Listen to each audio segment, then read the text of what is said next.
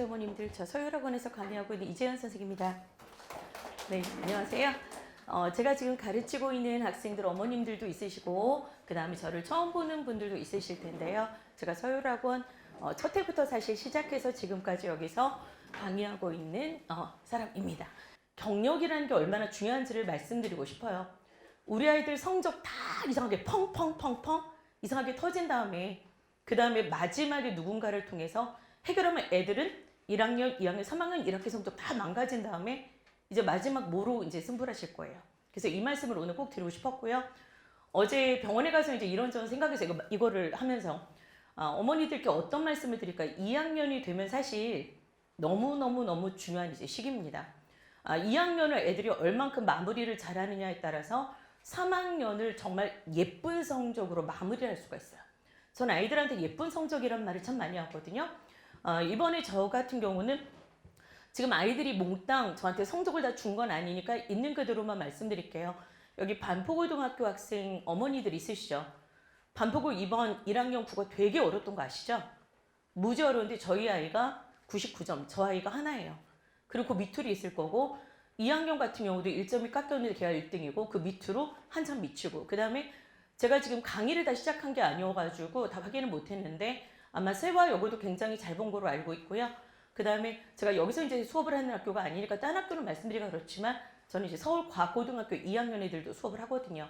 근데 그 아이들도 아마 1등을 당연히 했을 거예요. 근데 서울과학고는 우리랑 좀 성향이 다르기 때문에 그 학교는 빼고 제가 다른 학교 이 지역만 좀 말씀을 드리겠습니다. 현대고등학교도 제가 사실 수업을 해요. 다른 지역에서 이제 이 학교 이야기 왜 드리냐면 아까 보니까 현대고도 좀 보이는 것 같더라고요. 현대고 내신은 굉장히 특이해요. 하나 말씀드릴게 아이들이 2학년 2학기 때 보통 언어와 매체를 배우는데 현대고등학교는 분명히 언어와 매체를 가르쳤어요. 분명히 매체를 가르쳤거든요. 근데 시험에 한 문제가 안 나왔어요. 수업은 했는데 이 말씀 왜 드리냐면 우리 애들과 현재 2학년 애들의 과정이 살짝 달라요. 2학년은 언어와 매체가 아니에요. 걔네 수능에 뭐만 들어가나요? 언어만 들어가요. 근데 우리 아이들부터는 화법과 작문이 아니면 언어와 매체가 들어가죠. 근데 대부분의 학교들이 언어와 매체는 2학기에 대부분 다 들어가 있고요.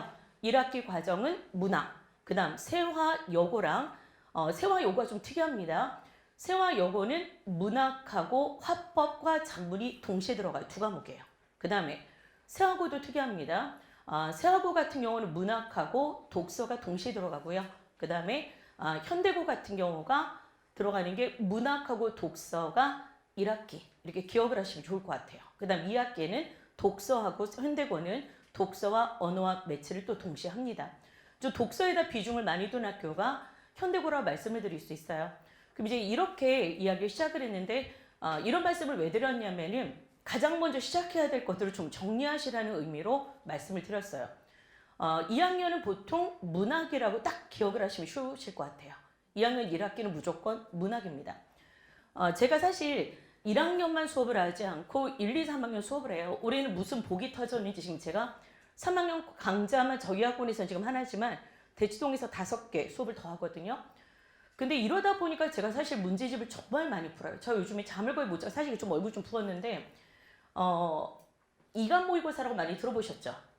이간 모의고사, 그 다음에 한수위 요즘 뜨는 거, 그 다음에 상상 모의고사, 그 다음 선생님들 자체적으로 만드는 거 말씀을 안 드릴게요. 근데 그 모의고사들의 공통점을 말씀드리면 아주 간단해요. EBS가 바탕이 된 EBS 짝퉁 문제 이렇게 생각하시면 쉬우실 것 같아요. 근데 EBS는 또 누구를 베끼느냐? 문학 교과서입니다. 2학년 애들이 배우는 문학 교과서가 그대로 EBS 문학이라고 생각을 하시면 아주 쉬우실 것 같아요. 그러면 아이들이 지금 당장 예를 들어서 2학년이 될 우리 아이가 EBS가 이제 중요하다는 말씀을 제가 던져드렸잖아요. 그럼 이제 2학년 되기 전에 우리 아이한테 EBS를 드립다 푸는 게 도움이 될까? 단계라는 게 있습니다. 2학년 아이들이 먼저 할 거는 뭐냐면 2학년 11종 문학교과서에 나오는 작품들을 먼저 겨울방학에 완성을 하는 게 급선무예요. 이게 끝나고 나면은 아이들이 EBS가 정말 너무너무 쉬워요. EBS가 훨씬 쉽다는 걸 느껴요. 사실 솔직하게 말씀드리면 EBS 문학은 EBS 교재에 있는 문학이 제가 개수를 다 보진 않았는데요. 한 100, 한 40개 정도 돼요. 작품수로는. 근데 그게 왜 나오냐면 시라든가 선지로 나오는 애들까지 모두 말씀을 드리는 거거든요. 근데 그게 다 뭐에서 나온 것들이냐면 교과서입니다. 교과서의 중요성을 또 한 번 말씀드리고 싶은 이유가 지금 제 조교들이 이 지역에서 저한테 이제 배운 의대 가는 애들, 뭐 카대의대, 고대의대, 그 다음에 뭐 이대, 의대, 뭐 이런 아이들이 있는데 이 아이들이 공통되게 뭐라고 얘기를 하냐면 내신 공부할 때 제가 늘 그랬어요. 지금 이 공부가 고통스럽다도 니네들의 수능을 다지는 거다 이렇게 얘기를 했거든요. 근데 이럴 때 애들이 에이 선생님 내신하고 수능은 다른 거야 이랬어요. 근데 우리 지역은 다르다는 말씀 꼭 드릴게요. 이 지역이 완전히 좀 바뀌었습니다. 옛날엔 내신스러운 문제들이 거의 뭐 80%였다면 예를 들면 반포고가 그랬어요. 서초고도 그랬어요. 바뀌었어요. 다 수능형으로. 그렇기 때문에 내신 공부하는 게 바로 수능이라고 말씀을 드리고 싶은 이유가 이 아이들이 저한테 그렇게 얘기를 해요. 그러니까 제가 그 아이들 사실 오늘 학교만 안 가면 다 불러갖고 야 너 여기 좀 해. 이게 부르고 싶거든요. 근데 이 아이들 뭐 저를 좋아하고 저를 3년 동안 따라다니는 아이들이라 그런 말을 하느냐. 근데 객관적으로 말씀을 또 드리면 또 제가 대치동에서 쓰는 또 다른 조교는 저한테 1년밖에 안 배운 친구지만 그 친구는 서울대 의대를 간 친구인데 걔한테도 물어봤더니 역시 선생님 내신 공부가 수능 공부 맞아요. 그러니까 동생한테 그렇게도 얘기를 했대요. 네가 지금 비록 4등급이지만 그 동생은 공부를 못하는데 이 공부가 바로 네가 수능으로 가는 길이고 수능을 다지는 길이다라고 이렇게 얘기를 한대요.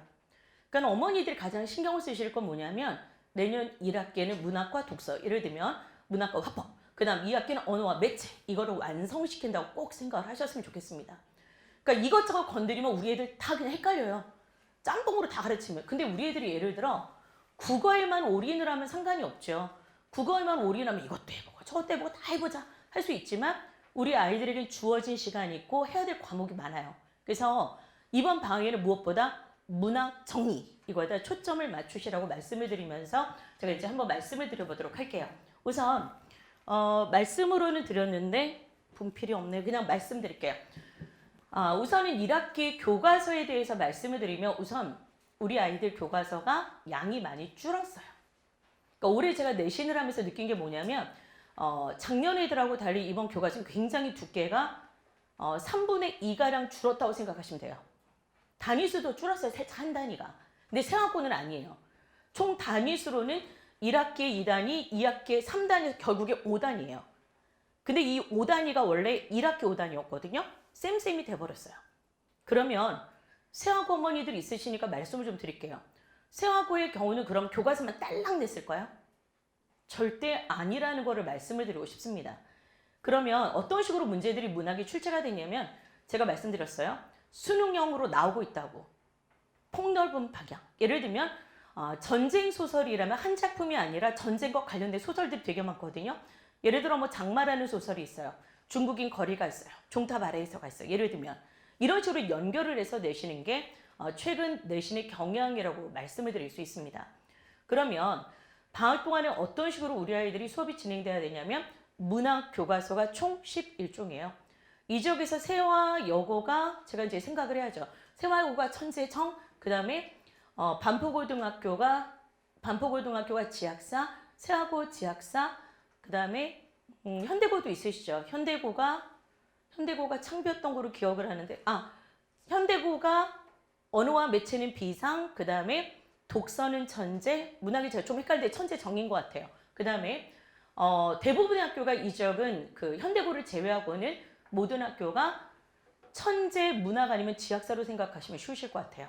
그렇게 나누어져 있는데 제가 말씀드릴 때 문학 교과서 양이 예전에 비해서 확 줄었다고 말씀을 드렸어요. 그리고 또 하나 특징이 고전 문학의 비중이 확 줄었어요. 근데 확 줄을 수밖에 없는 이유가 있어요. 애들이 너무 무식하거든요. 그러니까는 제가 관동별곡을 이번에 수업을 한 학교가 현대고 여기에서는 세화고등학교, 그 다음에 서문여고, 그 다음에 서초고. 저는 정말 목이 터지라고 수업을 했어요.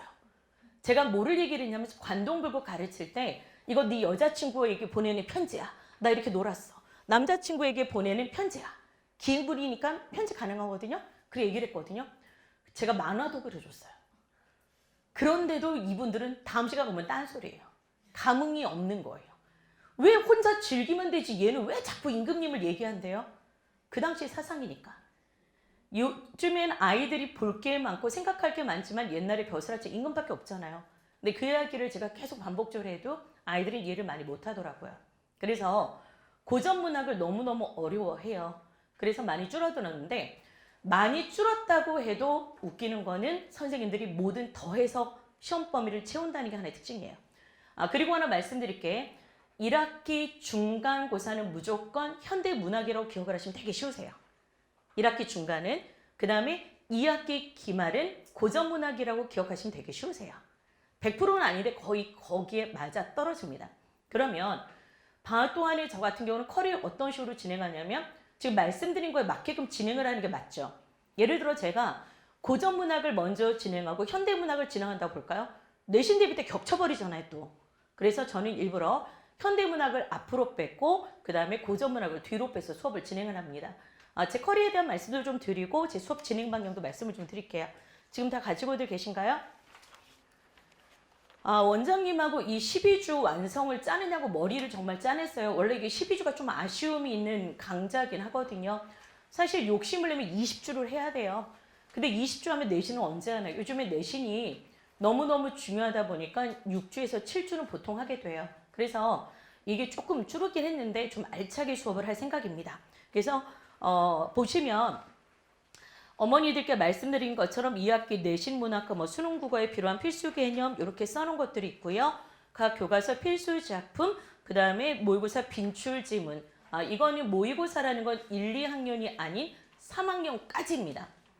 근데 3학년 거 별거 아니에요. 어머니들 제가 올해 찍시는 아닌데 하나 말씀드릴까요? 수능에 관동별곡 나올 가능성 무지 높아요. 그 다음에 출세가라는 노래하고 연결이 될 거예요. 둘이 작품이 유사 작품이거든요. 근데 이 관동별곡 좀 아까 말씀드렸어요. 몇 학년 때 배운다고 말씀드렸나요? 고1이에요. 그리고 이번에 6월달 모의고사에서는 3학년들이 상충곡이 나왔죠. 상충곡 1학년 애들 시험 봤잖아요. 반포고 세화여고. 그러면 1학년 국어 무시하면 될까요? 무시하면 안 돼도 2학년은 더더더더죠. 바로 연결이니까. 그러면 제가 이제 그에 맞게끔 모의고사나 수능에 나왔던 것들을 발췌해서 수업을 할 건데요. 좀 특이한 점은 이거로 말씀을 드리고 싶어요. 현대문학의 경우는 그냥 쭉 읽어보시면 이해가 다 되시니까 말씀을 안 드리고 그 다음에 7주에서 12주에 해당하는 고전문학 좀 말씀을 드리도록 하려고 합니다. 제가 아까 말씀드릴 때 문학이 연계 작품이 나온다는 말씀 드렸던 거 기억하시죠? 그래서 어떤 식으로 진행이 될 거냐면 고전 시가의 경우는 장르별로 전개가 될 거예요. 그 다음 시대별로 고전 시가는 수업이 진행이 됩니다. 근데 특이한 점이 뭐냐면 제가 이제 고3 수업까지 진행을 하다 보니까 재미있는 걸 하나 발견했어요. 그게 뭐냐면 수능에서 패턴이 있더라고요. 영웅소설이 나온 애에는 그 다음에 가정소설. 가정소설이 나오면 가정소설이 어떤 내용일까요? 어머니들하고 저하고 관계 첩첩간의 갈등. 그런 거 되게 많이 나와요. 사시남정기. 그 다음 창선 가미록 이런 것들. 근데 이걸 묶어 가르치니까 애들이 되게 좋아하더라고요. 그래서 2학년 수업을 어떤 식으로 제가 바꿨냐면은 시대별로 이거는 안 할 거예요. 소설은. 그거는 어떤 식으로 묶었냐면 보시면 10주차를 예로 들면 9주차부터 진행이 되네요. 고전 3원 가정소설 이렇게 써놨는데 제가 이거 딸랑 2개만 가르치는 게 아니라 대표적인 작품으로 써드린 거예요. 그래서 매시간 고전 시가와 더불어서 고전 소설은 주제별로 장르별로 그냥 어떤 특성이 있는 것들이 묶어서 수업을 진행할 예정입니다. 그래서 아이들이 12주 강의가 끝나고 나면 아싸 이제 고전 알 것 같아가 아니라 나 이제 자신 있어 이렇게 만드는 게 목표인데 이번에는 좀 이걸 시도하려고 해요. 사실 지금까지는 안 했고 내신 때만 한 건데 애들이 해석을 못해서 시험을 못 봐요. 제가 어머니들께 조금 아까 고3 많이 가르친다고 말씀드렸죠. 그러니까는 굉장히 잘하는 학생인데 고전을 왜 못하나 했더니 해석이 안 돼요. 그래서 방학 동안 수업책은 저는 좀 이번에 새로 지금 만들고 있는 게 뭐냐면 예를 들어서 상충곡이 다시 2학년에도 나옵니다. 어머니들. 상충곡이 다시 등장을 합니다. 2학기 교과서에 2학년 교과서에 예를 들어 상충곡 규원과 일동장류가 이런 작품이 나오면 얘네를 갖다 해석하는 숙제를 제가 미리 만들어 놓을 거예요. 다. 그러니까 6주 동안 쓸 교재를 만들어서 현대어 해석을 하게끔 돼 있고 그다음에 이렇게 딱 접으면 답이 보이는 그런 식으로 책을 지금 만들고 있는데 반드시 본인의 손으로 써서 해석을 하는 연습을 방학 동안에 무조건 시킬 거예요.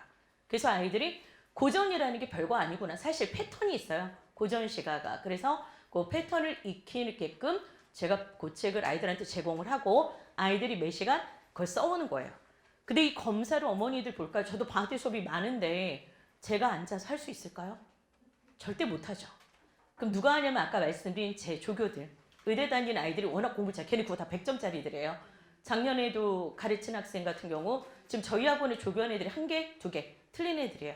작년에 100점 나오기 너무 힘들었기 때문에. 그래서 그 친구들이 와가지고 첨삭을 다 할 거예요. 사인까지 하고. 그런 다음에 안 된 부분을 남겨서 고전 시가의 경우는 다시 쓰고 집으로 가게끔 시킬 겁니다. 그래서 이것만이라도 해서 애들이 고전 시가라는 게 별거 아니네. 해석하면 하면 뭐 자신 있네. 이렇게 하는 게 저희 목표고요. 방학 동안에 그렇게 할 생각입니다. 그 다음에 뒤로 넘어가면 어머니들 연간 커리큘럼이 있는데요. 그거는 뭐 시간 나실 때 보셔도 되지만 지금 한번 간단히 말씀드릴 거. 중간고사 13, 14, 15, 16, 17, 18 6주로 들어가 있죠. 그냥 그게 주 단위로 전개되어 있으니까 이걸 보시면 될 것 같고요. 그 다음에 문학 특강반이라는 게 있는데 이거는 사실 고민하다가 넣은 반이긴 해요. 이거는 지금 6주로 혹시 짧게 보내실 분들이 일단 보내시면 좋은데 이 수업은 미리 말씀드리지만 아까 제가 말씀드렸던 고전시가 해석하고 뭐 이렇게 이런 숙제를 내기까지 좀 힘든 반이고요. 압축적으로 문학을 좀 빨리 스피드하게 진행하고 싶다 이런 어머니들이 있으시다면 이 반을 보내시면 좋을 것 같은데 이 반의 특징은 또 하나 뭐냐면은 과제물이 좀 다른 반보다는 조금 적을 수도 있다라는 거예요. 정규 반보다. 그래서 다른 수업에 좀 부담 있는 친구들을 보내시면 어떨까 싶고요. 그래서 요거 하나 넣은 거 말씀드리고 그 다음 비문학이 들어가 있습니다. 비문학이 독서인데요. 독서에 대해서 미리 말씀드릴게요. 학교 내신이 교과서만 딸랑 나올까요? 독서 교과서 정말 쉬워요. 정말 쉬워요. 할 게 없어요. 저도. 그래서 학교 선생님들은 당연히 비문학은 고3 아이들 모의고사 또는 수능으로 대부분 출제합니다. 현대고나 세화고나. 그게 공통점이에요. 그래서 그에 맞게끔 이 수업은 진행이 되는데요. 제가 사실 예전에 비문학을 10주 강의 한번 한 적 있거든요. 애들이 점점 안 와요. 너무 재미가 없거든요. 제가 별짓을 다 해요. 개그를 해도 이게 한계가 있는 거예요. 그래서 좀 비문학의 경우는 6주 동안 완성하는 거로 이렇게 한번 강의를 넣어봤습니다. 그래서 6주 뒤에는 아이들이 뭐 예를 들어 융합지문이라는 거 들어보셨나요? 인문하고 기술이 섞이기도 하거든요. 근데 그런 지문까지 해결할 수 있도록 하는 반인데 비문학반의 경우는 특이한 점을 말씀드릴게요. 원래 정규에서 해야 될 일들인데 아이들이 단락을 요약해 오는 거. 그 다음에 기술 지문의 경우는 과정을 표시해 오는 게 있거든요. 근데 그런 것들을 수업을 진행을 할 겁니다. 그리고 그거는 제가 걷어갖고 제가 검사로 그 다음 주에 돌려줄 거예요. 그러니까 조교들이 못해요. 그래서 비문학의 경우는 완벽하게 아이들이 할 수 있게끔 진행을 할 거고 이 반은 과제물을 미리 말씀드리지만 다른 반과 달리 이 반 과제는 제가 다 검사할 거예요. 제가 다 첨삭을 할 겁니다. 제가 예전에 사실 강의를 시작을 논술로 시작을 했거든요. 그러니까 학교 선생하다 나올 때 학교 교장선생님하고 약속을 했어요. 그때 여선생님들이 별로 없으니까 이재현 선생 절대 국어 가르치면 안 돼 이래갖고는 네 이러고 시작을 한 게 제가 청소학원에서 옛날 미투스에서 논술로 데뷔를 했어요. 그래서 글 읽는 거는 그 누구보다 좀 자신 있다고 생각을 하기 때문에 그에 맞게끔 아이들이 읽어온 거 제가 첨삭을 하고 그 다음에 문제점을 지적을 할 거예요. 그래서 요 반은 이렇게 진행이 될 겁니다. 그 다음에 수업 안내라고 되어 있는데 요거는 아까 말씀드린 내용을 요약적으로 한번 써본 겁니다. 2학년 1학기 혹시 7페이지들 찾으셨나요?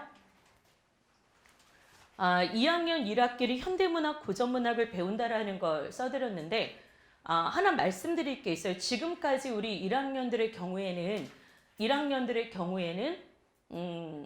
모의고사가 문법까지 다 나왔잖아요. 근데 그게 어떻게 될지 몰라요. 사실 우리 아이들은 언어와 매체를 선택을 하거나 화작을 선택하느냐에 따라서 모의고사가 바뀔 수도 있다고 하는데 하나 말씀드릴 게 갑자기 지금 생각이 났어요. 예전 이야기를 한번 해드리고 싶어요. 2015학년도에 수능이 A병으로 나뉘었던 거 아십니까? 그때 어떤 일들이 벌어졌는지 말씀을 좀 드릴게요. A형은 어떤 애들을 선택하게 했냐면 A형은 이과생들과 예체능. B형은 어려운 거니까 문과생들이 봐라 이렇게 정했습니다. 나라에서. 근데 어떤 일이 벌어졌냐면 이과 애들이 보는 A형이 너무너무 어려웠던 거예요. 그래서 이과를 선택했던 A형을 선택했던 예체능 애들이 다 어디로 가버렸을까요? B형으로 다 갔어요. 딱 1년 만에. 그러니까 왜냐하면 나라에서 너무 잘못한 거예요. A형은 쉽게 낼게는 쉬운 게 뭐였냐면 이거였어요. 단 하나. 그 고전문학을 현대어로 해석한 거. 근데 이과 애들이 알고 계시나요? 이과 애들 국어 되게 잘하는 거. 특히나 이과 애들은 지구과학 뭐 이런 걸 다 배우기 때문에 과학 지문은 훨씬 유리해요. 기술이나. 그래갖고 실패한 시험이 저는 그때 A병으로 나눈 거라 생각을 해요. 근데 우리 아이들도 화법과 장문, 언어와 매체를 선택할 경우에 지금 대부분 화작을 선택을 하죠.